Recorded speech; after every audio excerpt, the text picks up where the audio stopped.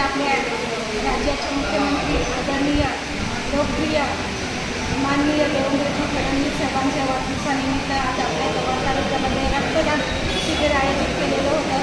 या रक्तदान शिबिरामध्ये अनेक युवा असतील, युवती आहेत, कार्यकर्ते, आपल्या भारतीय जनता पार्टी पक्षाचे सर्व लोकप्रतिनिधी किंवा कार्यकर्त्यांनी आज 100 जागा असं रक्तदान दिलेलं आहे।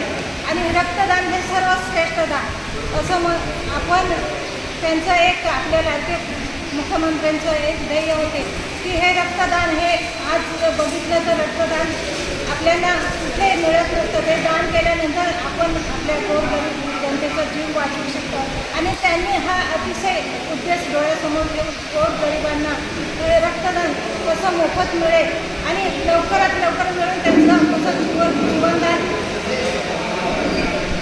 जीवनदान त्यांना मिळेल या उद्देशाने त्यांनी आपल्या सर्व मंडळ जे आपल्या राज्याचे मंडळ आहेत सगळ्यांना रक्तदान शिबिर आयोजित करायला सांगितलेलं होतं। त्या अनुषंगाने आज आपल्या तालुक्यामध्ये सर्वांनीच रक्तदान केलेलं आहे।